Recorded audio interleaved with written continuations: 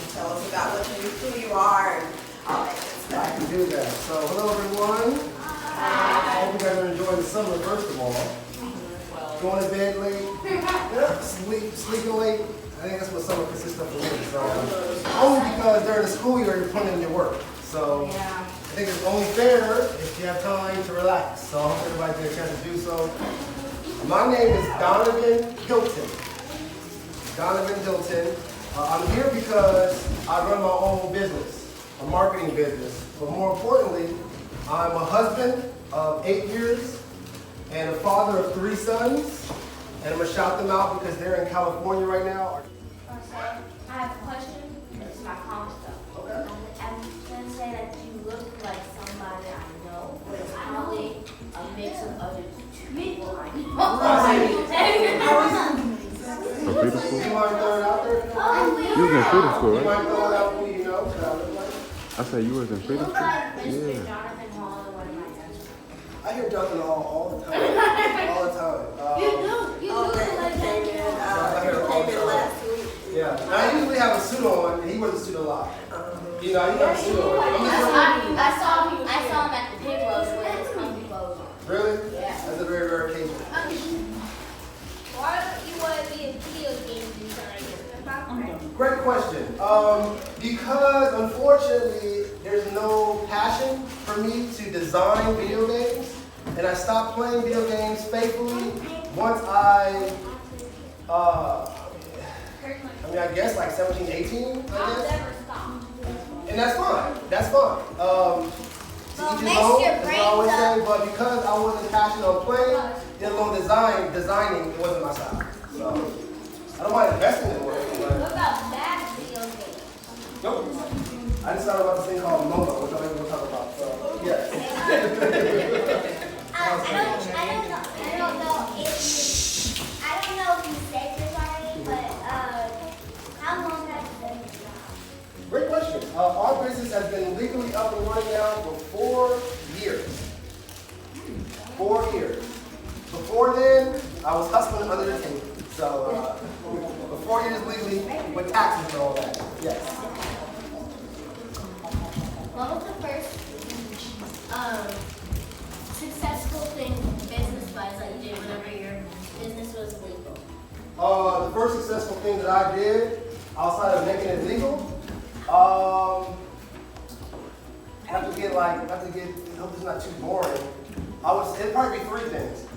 Creating a strategic plan, getting my insurance, and my bank account open. I think those are the most foundational things for me. Strategic plan, getting insurance, and getting my bank account started. But then also, I learned this thing called a business model. You guys heard of that before? Yeah, so when I started my business, it was all commission. And one of my mentors said, Donovan, you need to have a business model because you got bills every 2 weeks. So if you're not making money, for sure, then you're not really in business. So I had to learn this thing called a business model. I'm a master at it now. So outside of those 3 things, the most important thing that I've been proud of is creating a business model that I've been able to expand. Great question. What is your motto? What is my motto? What happened was, as an entrepreneur, a lot of people were asking me, well, Donovan, how do you find this? So what tool do you use for that? So what I found was a lot of people are following my work. So I created an online retail store, elitesbusinesscoach.com, where anybody can go on there and look at the tools that I'm using, the clothes that I'm buying, the watch that I'm buying, the computers that I'm buying, all those things that I use to make my business successful. I have it on a website where they're able to buy the same thing, they get paid for that as well. And that's just passive income. Yes. So, in your business, what's your favorite things to do? Talking and networking with people. I go to a lot of events, both in, you gotta like to talk to people. And I like to talk to people because I like to get I'm a human developer at heart. I'm a human developer at heart. And what I mean by human developer is, I have a passion for making sure that people can see others' perspectives without there being violence or chaos. And so in order for those things to happen, I have to go traditionally in places a lot of people don't normally go. And at first I used to get a lot of negative feedback about that. but they realize, well, Donavan, it's not about where you're going, it's because you're building relationships and you're getting information, so that way you can bring it back to your community, and your community now has a credible source to go back and forth to make an educated decision, if that makes sense. And so my role, I feel, is to make sure that there's jobs constantly going. This is more of a physical thing, but there's also the spiritual side of it. But the spiritual side of it, well, the physical side is making sure there's jobs available and making sure there's consistent communication in the community. But the spiritual side of it is to represent, and more than this, but at the minimum to the mundane mind.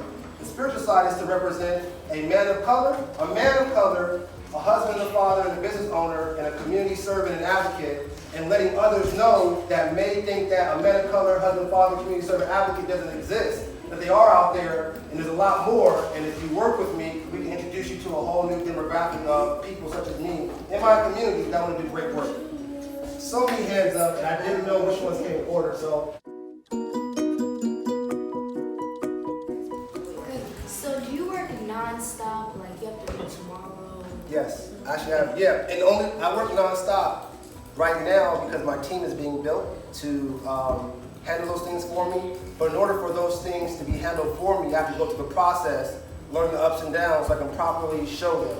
And so I handle people finding jobs, real estate companies looking to build in the community, local businesses looking for more customers and increase their community presence. And also I work with African diaspora countries want to do a better job coming into Tennessee and Nashville. So that's a lot going on at one time. So I'm a little, as you can see, I'm doing campaigning while I'm working. So do I ever have a chance to stop? No. But this time next year, I'm sure I'll have stopped. And by the time I turn 40, for sure, I would have fully retired.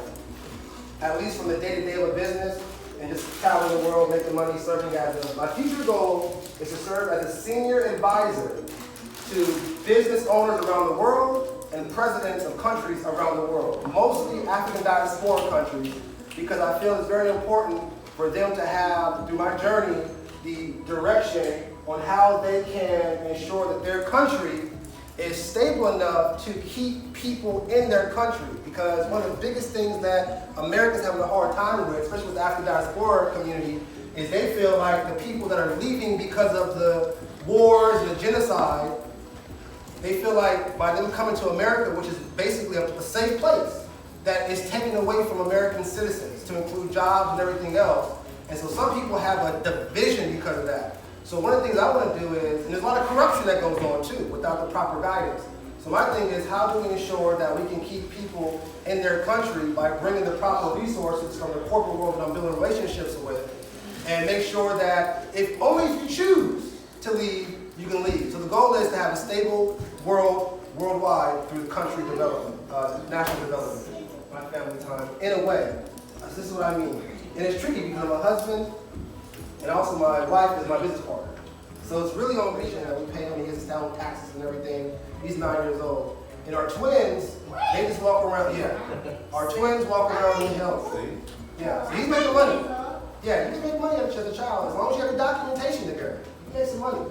And so, and our twins, they're young, but they help with little knickknacks when we go to different events and stuff like that. It's part of you guys to see them in action. Yes. And so we want to make it. So when I go to different things, I do a lot of fun events too. Like I get free food all the time, and everything's paid for. So they get a chance to go behind the scene and meet a lot of great people. And then outside of that, I make it a point for us to go out and have a good time, some Chuck E. Cheese, and we do all that. I'm a fun dad. Yes. Because if you notice the different people that have been coming in, there is this common thread of them being on their highest level possible.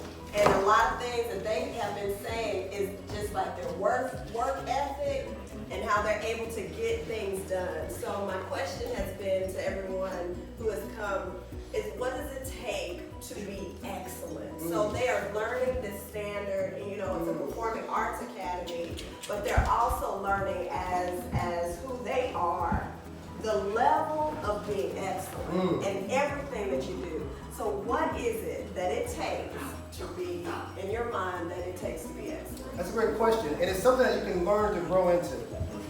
But you have to be, what does it take? You have to be wise enough to know. You don't have to have mastered it. but you have to be wise enough to know that excellence is out there and it does exist. So first we're going to understand that. Once you know that excellence is out there and does exist, then you want to look at, first of all, you got to know where you want to go in life, for one.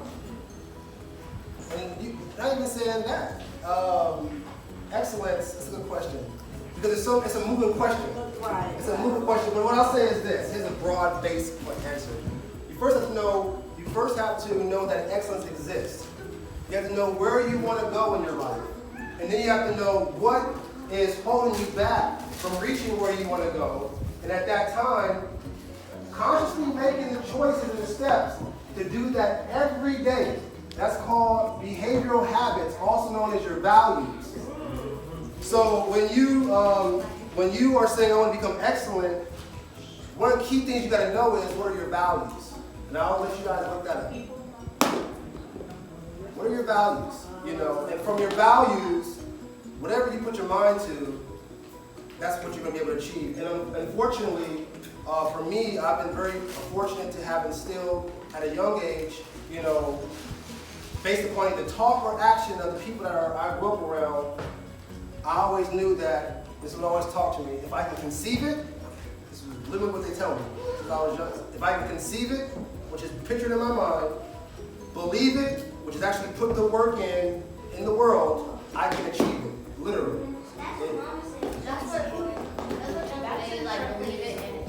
it.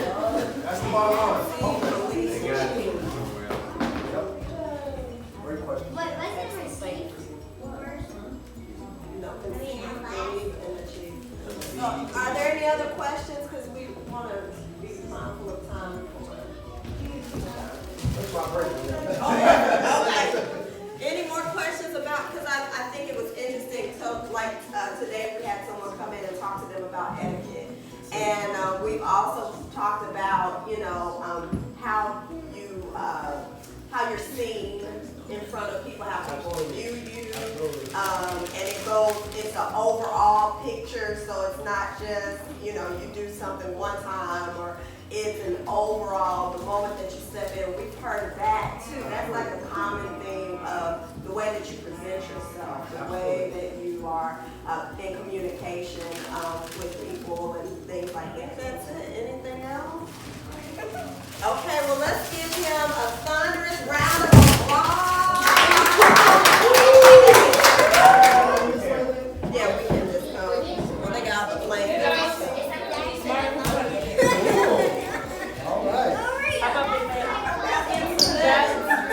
They won't let me go. Okay. It's okay. You back up. Be ready to